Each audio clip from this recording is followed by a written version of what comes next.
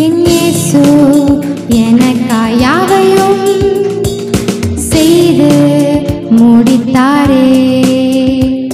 சிலுவையில் ரத்தம் சிந்தியே நல்மீட்பை பெற்று தந்தார். ஹல்லேலூயா.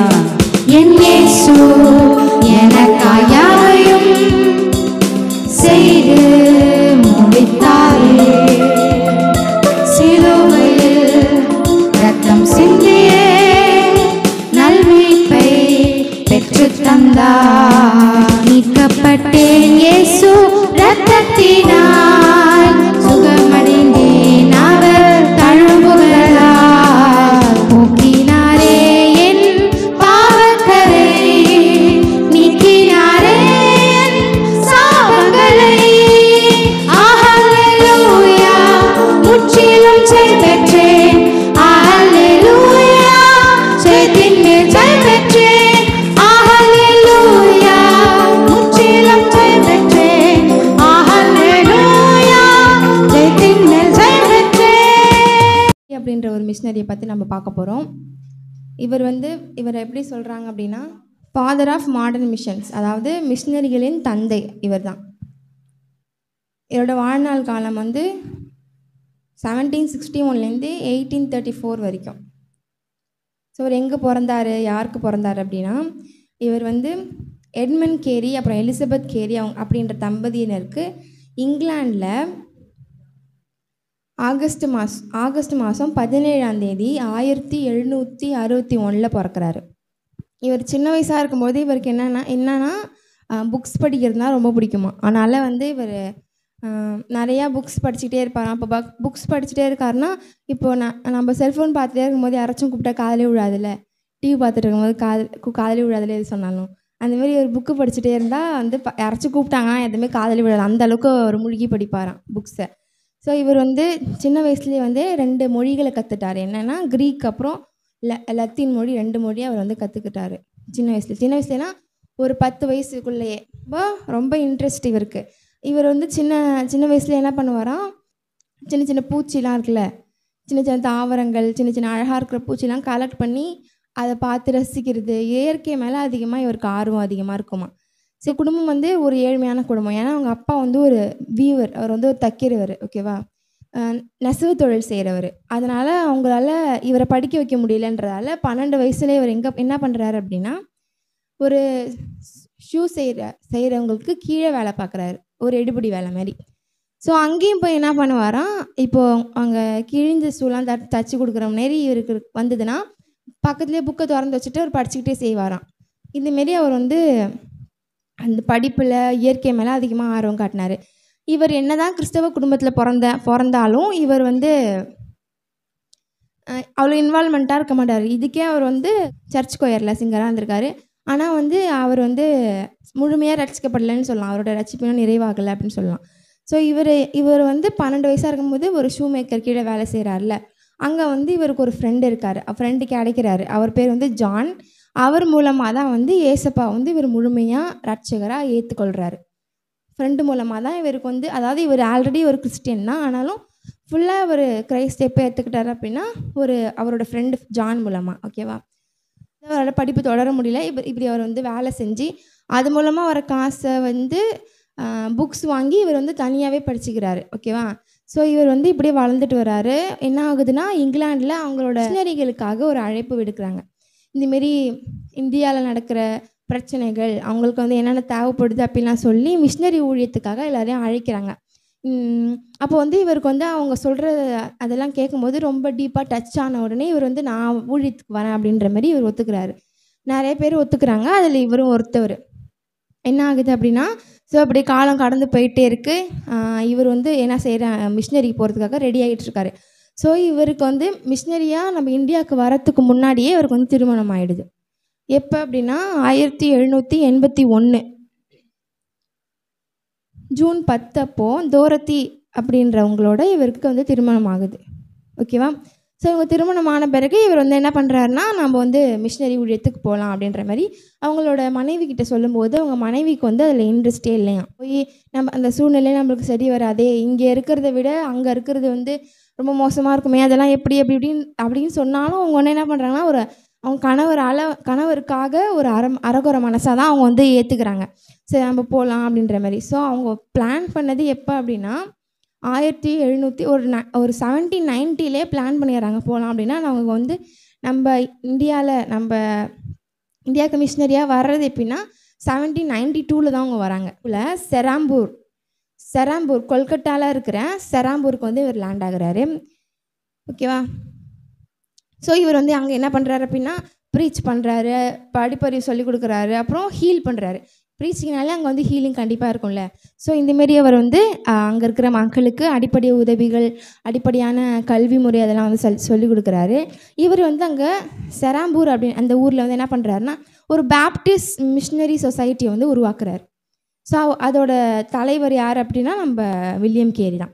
ஸோ கேரி வந்து இதுமாரி நிறைய ஊழியம் செஞ்சிட்ருக்காரு. அங்கேயும் போனப்போ இப்போ இந்தியானாவே ஃபுல்லாக பச்சை பசேல்னு தானே இருக்கும். அப்போது அங்கே இருக்கிற அந்த அந்த அந்த சூழ்நிலை அவருக்கு ரொம்ப பிடிச்சிருக்கு.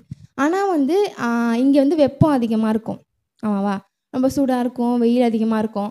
இங்கே இருக்கிற கிளைமேட் அந்த வெதரை வந்து நம்மளால் புரிஞ்சிக்க முடியாத மாதிரி இருக்கும். ஏன்னா அவங்களுக்கு வந்து அது வித்தியாசமாக இருக்கும். அங்கே வந்து சில் கிளைமேட்டாக இருக்கும். ஸோ இந்தமாரி இருக்கிறப்போ அவங்களோட மனைவி, அவங்களோட பிள்ளைகளெல்லாம் அதை வந்து அடாப்ட் பண்ணிக்க முடியல அவங்களால.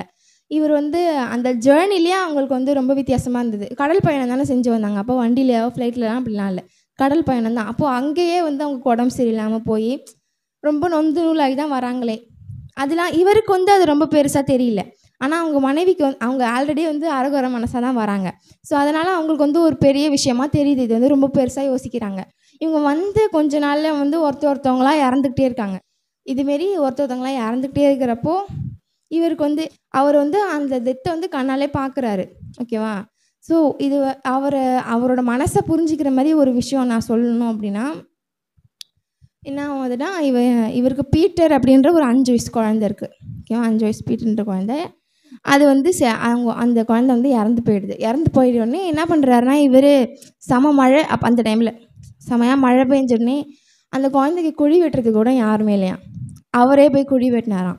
ஸோ அவங்க குழந்தைக்கு அவரே குழி வெட்டி அவரே அடக்கம் பண்ணது வந்து அவருடைய வாழ்க்கையில் வந்து ஒரு மாதிரி அந்தமாரிலாம் பல கஷ்டங்கள்லாம் தாண்டி வந்து எல்லாருமே இறந்துட்டாங்க. இவர் கூட வந்து எல்லாருமே இறந்துட்டாங்க. ஸோ இவர் மட்டும்தான் தனியாக இருந்தார். இப்போது ஒரு மிஷினரியாக வந்து ஊழியம் செய்கிறாங்க அப்படின்னா அவங்களுக்கு விடுமுறை அப்படின்ற மாதிரி சில டைம் கொடுப்பாங்க. அவங்க வந்து அவங்க சொந்த ஊருக்கு போய் அவங்களோட சொந்தக்காரங்க, அவங்களோட பிள்ளைகள் அங்கே படிச்சுட்டு இருந்தாங்களா, அவங்களாம் பார்த்துட்டு வரலாம். ஆனால் இவருக்கு யாருமே இல்லை, எல்லாருமே இங்கே இறந்துட்டாங்க. அப்படி இருந்தாலும் இங்கிலாந்துக்கு போய் இந்தமாரி நான் ஊழியம் செய்கிறேன் அப்படின்ற சொன்னால் அவங்க வந்து என்ன பண்ணுவாங்கன்னா ஃபண்ட் மாரி கலெக்ட் பண்ணி கொடுப்பாங்க. அதுக்கு கூட இவர் வந்து இங்கிலாந்து பக்கமே போகவே இல்லையா இங்கே. ஸோ அடுத்தது வந்து இவருக்கு வந்து பண பிரச்சனையாக இருந்தது. ஏன்னா வந்து இப்போது கல்வி அறிவு சொல்லிக் கொடுக்கணுனாலும் நம்மளுக்கு புக்ஸ் வாங்குறதுக்கோ இல்லை ஏதாச்சும் ஒரு கட்டடம் மாரி கட்டுறதுக்கோ அப்படின்றதுக்கு வந்து நிறையா செலவாகும்ல. அதுக்காக இவர் இங்க் ஃபேக்ட்ரியில் மேலாளராகவும் மொழிபெயர்க்கிறாங்கல்ல, ஒரு மொழியை இன்னொரு மொழிக்கு மொழிபெயர்க்கிற அந்த துறையோட மேலாளராகவும், அப்புறம் அக்ரி சம்மந்தமாக இருக்கிற அந்த துறையில் மேலாளர், மொத்தம் 3 வேலை செஞ்சு அதில் வர சம்பாத்தியத்தை ஊழியத்துக்கு செலவு பண்ணுறாரு.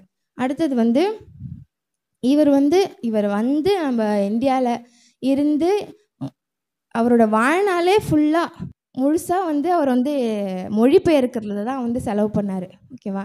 ஏன்னா இவருக்கு வந்து மொத்தமாகவே ஒரு 8 லாங்குவேஜ்க்கு மேலே தெரியும். ஸோ அதனால் இவர் வந்து ஏன்னா அவரோட நோக்கம் என்னவாக இருந்ததுன்னா நம்ம இந்தியாவில் இருக்கிற எல்லா மக்களுக்கும் அவங்களோட மொழியில் வந்து இந்த பைபிள் வேதாகமம் வந்து போகணும், வேதாகமம் வந்து அவங்களோட மொழியில் கிடைக்கணுன்றது வந்து அவரோட பெரிய நோக்கமாக இருந்தது. அதுக்காக ரொம்ப பாடுபட்டார். ஓகேவா? ஏன்னா இவர் வந்து சண்டே சர்ச்சுக்கு போனோம். சரி ஓகே, நம்ம அதை வந்து டிரான்ஸ்லேட் பண்ணி வச்சு அந்த டிரான்ஸ்லேட்னா இப்போ நோட்டு புக் மாரியா இருக்கும். அப்போ வந்து ஒரு தாள் அந்தமாரி தானே இருக்கும். ஸோ அந்தமாரி எழுதிட்டு டிரான்ஸ்லேட் பண்ணி வச்சுட்டு ஒரு நாள் போயிட்டாராம். ஸோ போயிட்டு திரும்ப வந்து பார்த்தா அந்த ரூமே செமையாக கொளுத்தி எரிதான் ஃபுல்லாக. அவர் பண்ண எல்லாமே எரிஞ்சிதுச்சான். அப்போ வந்து அவர் ரொம்ப ஃபீல் பண்ணார். ஏன்னா வந்து ரொம்ப கஷ்டப்பட்டு தானே டிரான்ஸ்லேட் பண்ணுறாரு. அப்படின்னாலும் திரும்பவும் உட்காந்து எல்லாத்தையும் அதை அணைக்கணும்னு ட்ரை பண்ணாரா, ஆனால் முடியல, எல்லாமே எரிஞ்சு சாம்பல் ஆயிடுச்சான். திரும்பவும் உட்காந்து எல்லாத்தையுமே வந்து அவர் மொழிபெயர்த்தாராம். ஸோ இவர் வந்து ஹோல் பைபிளை வந்து 20 லாங்குவேஜில் வந்து மொழிபெயர்த்திருக்காரு. அப்புறம் நியூ டெஸ்டமெண்ட்டை மட்டும் 40 லாங்குவேஜில் அவர் வந்து என்ன பண்ணுறாருன்னா மொழிபெயர்த்திருக்காரு. ஸோ இவர் வந்து நம்மளோட இந்தியாவுக்கு வந்து 40 வருஷம் இங்கே ஊழியம் செஞ்சுருக்காரு. அவர் என்ன பண்ணார் அப்படின்னா, லெப்ரஸிக்கு ஒரு ஹாஸ்பிட்டல், அதாவது அந்த டைமில் வந்து இந்த தொழுநோய் தான் ரொம்ப தலைவிரித்து ஆடிட்டு இருந்தது. எல்லாருக்குமே வந்து இது ரொம்ப பரவலான ஒரு நோயாக இருந்தது. அப்புறம் வந்து இவர் வந்து அதுக்காக ஒரு ஹாஸ்பிட்டல் கட்டினார். படிக்கிறதுக்காக செராம்பூரில் யூனிவர்சிட்டி கட்டினார். அப்புறம் வந்து இவர் என்ன பண்ணார் அப்படின்னா, ராஜா ராம்மோகன் ராய் தெரியுமில்ல உங்களுக்கு? ஸோ அவர் சோஷியலிஸ்ட்டில் அவர் கூட வந்து சேர்ந்து சதி அப்படின்ற வந்து உடன்கட்டை எறிதலை வந்து இவர் வந்து ஸ்டாப் பண்ணார். அதாவது அதுக்கு முன்னாடியே அதுக்கு அடித்தளம் போட்டவங்க நிறைய பேர் இருக்காங்க. முழுமையாக இந்தியாவில் அழித்தது அப்படின்னா வந்து ராஜா ராம்மோகன் ராயோட சேர்ந்து நம்ம வில்லியம் கேரியும் அதில் வந்து ஒரு பார்ட்னராக இருந்தார். ஸோ நெக்ஸ்ட்டு வந்து இவர் வந்து வார பத்திரிகைகள் நிறையா எழுதினார். இந்தியாவின் நட்பு நாடு அப்படின்ற வார பத்திரிகைலாம் எழுதினார். இவருக்கு சொல்லப்போனால் மெயினாகவே அங்கே வர ஸ்டூடெண்ட்ஸ், அங்கே அந்த யூனிவர்சிட்டிலையாக இருக்கட்டும், ஸ்கூல்லையாக இருக்கட்டும், அங்கே வந்து சின்ன சின்ன குழந்தைங்களுக்கெல்லாம் என்ன பண்ணுவார்னா அக்ரிகல்ச்சர் நிறைய சொல்லிக் கொடுப்பாரு. அதாவது இயற்கை மேலே அதிகமான பற்று, அப்புறம் மரத்தச்சு வேலை, இந்தமாரிலாம் நிறையா சொல்லிக் கொடுப்பாரு. அதாவது ஸ்டடீஸ் இல்லாமல் அப்பாற்பட்ட விதத்தில் இவங்க வந்து நிறையா சொல்லிக் கொடுக்குறாங்க. ஸோ வில்லியம் கேரி வந்து நிறையா செஞ்சுருக்காரு நம்மளுக்காக. ஆமாம் தானே? இப்போ நம்ம வந்து பைபிள் படிக்கிறோம், அவங்களோட மொழியில் வந்து கிடைக்கிறதுக்காக இவர் நிறையா பாடுபட்டிருக்காரு. அதனால் இவர் வந்து என்ன பண்ணுறாங்கன்னா, கல்கட்டாவில் ஒரு அருங்காட்சியகம் வச்சுருக்காங்க. அதில் வந்து இவர் யூஸ் பண்ண சேரு, டேபிளு, இவரோட ப்ராப்பர்ட்டிஸ் கொஞ்சம், அவர் டிரான்ஸ்லேட் பண்ண அந்த ஷீட்டு அதெல்லாம் வந்து ப்ரிசர்வ் பண்ணி பத்திரமா வச்சுருக்காங்க. இவருக்கு வந்து இவரை வந்து பெருமை சேர்க்குற விதமாக நம்மளோட இந்தியன் கவர்மெண்ட் வந்து 1969லையும் 1993லையும் ஸ்டாம்ப் வந்து வெளியிட்டாங்க. ஓகேவா? ஸோ இவர் வந்து இந்தமாரி அவங்களோட வாழ்நாள் முழுசுமே என்ன பண்ணார் அப்படின்னா, மொழிபெயர்க்கிறதுலேயே அவர் முழுசாகவே இவர் கூட சேர்ந்து நிறைய பேரும் சேர்ந்தாங்க. ஏன்னா அவர் வந்து ஃபஸ்ட்டு வந்தப்போயே என்ன பண்ணார் அப்படின்னா, ஒரு பேப்டிஸ்ட் மிஷினரி சொசைட்டியை உருவாக்குனார். அதில் நிறைய பேர் வந்து சேர்ந்தது. ஸோ இவர் வந்து என்ன பண்ணார், இவர் வந்து அதிகமாக சொல்கிற ஒரு விஷயம் என்ன அப்படின்னா, ஆண்டவரிடமிருந்து பெரிய காரியங்களை எதிர்பாருங்கள். நம்ம எல்லாருமே வந்து ஆண்டவரிடம் எதிர்பார்க்குறோம். அடுத்து ஒன்று சொல்கிறாரு, ஆண்டவருக்காக அரிய காரியங்களே செய்து பாருங்கள். அவர்கிட்ட எதிர்பார்க்கறதும் இல்லாமல் அவருக்காக நம்ம நிறையா செய்யணும் அப்படின்ற மாதிரி சொல்கிறார். இவருக்கு வந்து நிறையா புகழ் அப்படிலாம் கிடைக்கிது. அதெல்லாம் இவருக்கு வந்து பெருசாக தெரியல. ஓகேவா? அப்போது வந்து ஒரு லேடி சொல்கிறாங்க, அந்த லேடிக்கு வந்து பொறாம பிடிச்சிருச்சு. என்ன சொல்கிறாங்கன்னா, இந்த வில்லியம் கேரி வந்து ஒரு ஷூ மேக்கர் தான், அவர் வந்து ஒரு சாதாரணமாக ஒரு ஷூவை தைக்கிறவர் தான் அப்படி சொன்னார். ஷூ மேக்கர் அப்படி சொல்கிறாங்க. உடனே அதுக்கு இவர் சொன்னாராம் அமைதியாக ஏஞ்சி, நான் ஷூ மேக்கர்லாம் ஐயோயோ அவ்வளோலாம் சொல்லாதீங்க, நான் ஒரு ஷூ மேக்கர்லாம் கிடையாது, நான் கிழிஞ்சு போனால் ஒரு ஷூவை வந்து தைக்கிறது தான் அப்படி சொல்லிட்டு ரொம்ப தாழ்மையாக சொல்லிட்டு உட்காந்துட்டாராம். ஸோ இந்தமாரி வந்து வாழ்க்கையில் எந்த வித ஒரு எதிர்பார்ப்புமே இல்லாமல் ஆண்டவரோட வேதம் எங்கே பார்த்தாலும் இருக்கணும், ஆண்டவரோட வேதம் அவங்களோட மொழியில் கிடைக்கணும் அப்படின்னு ரொம்ப பாடுபட்டவர் தான் நம்ம வில்லியம் கேரி. இந்த இந்திய மண்ணில் ஒரு 40 வருஷம் இருந்திருக்காரு. அவர் வந்து எப்போ இறந்தார் அப்படின்னா 1834 ஜூனில் வந்து இறந்துருக்காரு. அவர் வந்து நம்ம செராம்பூரில் தான் அடக்கம் பண்ணிருக்காங்க. ஓகேவா? வில்லியம் கேரி நம்ம இந்தியாவில் தான் இன்னும் இருக்கார். அவர் வந்து செராம்பூரில் தான் அடக்கம் பண்ணிருக்காங்க. நம்மலாம் என்ன சொல்லுவோம், இது மூலமாக என்ன சொல்ல வரீங்க அப்படின்னு கேட்டிங்கன்னா, அவரோட வாழ்க்கையை பாருங்கள். அவரோட வாழ்க்கையில் வந்து எல்லாத்தையும் இழந்துட்டார். அப்படி இருந்தாலும் அவர் திரும்ப இங்கிலாண்டுக்கும் போகவே இல்லை. நம்ம வந்து இப்போ ஏசப்பாக்கிட்ட ஏதாச்சும் கேட்குறோம் அப்படின்னா, இப்போ பொதுவாகவே எல்லோரும் என்ன சொல்லுவாங்க, ஏசப்பாட்ட வந்து ஏதாச்சும் கொடுப்பாருன்னு வந்தவங்க, ஏதாச்சும் செய்வார்னு வந்தவங்கன்னு சொல்லுவாங்க. மோஸ்ட்லியாக தான் சொல்லுவாங்க. ஆனால் வந்து நம்ம எப்படி இருக்கணும் அப்படின்னா, நம்ம ஏசப்பாக்காக ஏதாச்சும் செய்யணும், ஏசப்பா எனக்கு ஏதாச்சும் செய்வாருன்ற கூட்டத்தை தள்ளி ஏசப்பாக்கு ஏதாச்சும் செய்யணுன்ற கூட்டம் தான் இந்த மிஷினரிகளோட கூட்டம். ஏசப்பாக்காக இந்த என் உடம்புல இருக்கிற கடைசி சொட்டு ரத்தம் போகணுனாலும் அது ஏசப்பாக்காக தான் போகணுன்ற மாதிரி ஒரு வாழ்க்கை தான் மிஷினரிகள் வாழ்ந்துருக்காங்க. அவங்க சிந்தின ஒவ்வொரு ரத்தத்தால் தான் நம்ம வந்து இவ்வளோ ஃப்ரீடமாக இருக்கோம் அப்படின்னு சொல்ல முடியும். ஏன்னா வந்து நம்ம இப்போ தான் என்னமோ டெவலப் ஆகிட்டு வரோமே தவிர, இப்போ 1999 நான் சொன்னல, அப்போ கூட வந்து அந்த மூட நம்பிக்கையில் தான் இருந்திருக்காங்க மக்கள். இப்போ தான் நம்ம வந்து அந்த சுதந்திரத்துக்கு பிறகு கூட நம்ம அப்படி தான் இருந்திருக்காங்க. இப்போ தான் நம்ம வந்து என்ன பண்ணுறோன்னா, நம்ம வந்து இந்தமாரிலாம் நம்ம உட்காந்து பேசுகிறோம், நல்லா படிக்கிறோம் அப்படிலாம் சொல்ல முடியும். ஸோ இந்தமாரி மிஷினரிகளோட வாழ்க்கை அப்படின்றது வந்து அவங்களோட வாழ்நாளில் ஃபுல்லாகவே வந்து அவங்க எங்கே மிஷினரி ஊழியத்துக்காக போகிறாங்களோ அங்கே தான் செலவு பண்ணுறாங்க. ஓகேவா? அவங்களோட பணம், அவங்களோட ப்ராப்பர்ட்டிஸ், அவங்க என்ன வச்சுருந்தாலும் ஊழியத்தில் தான் போடுறாங்க. ஸோ அதுக்கு தேவைப்படுறதுக்காக தான் அவங்க என்ன பண்ணுறாங்கன்னா வேலை செஞ்சுட்டு என்ன பண்ணுறாங்க, ஊழியத்துக்கும் செய்கிறாங்க. அப்போது வேலை செஞ்சுட்டு ஊழியம் செய்கிறதுன்றது எவ்வளோ ஒரு யூஸ்ஃபுல்லாக இருக்குது பாருங்கள். ஆமாவா? இப்போ நம்ம ஒரு வேலைக்கு போகிறோன்னா அதில் வரதை வந்து நம்ம ஊழியத்தில் போடுறோம். அந்தமாரி அவங்க ஃபீல் பண்ணுறாங்க. ஓகேவா? ஸோ இந்தமாரி நம்ம ஏசப்பாக்காக ஏதாச்சும் செய்யணும் அப்படின்றது வந்து அவர் ரொம்ப பெரிய நோக்கமாக வச்சுருந்தார்.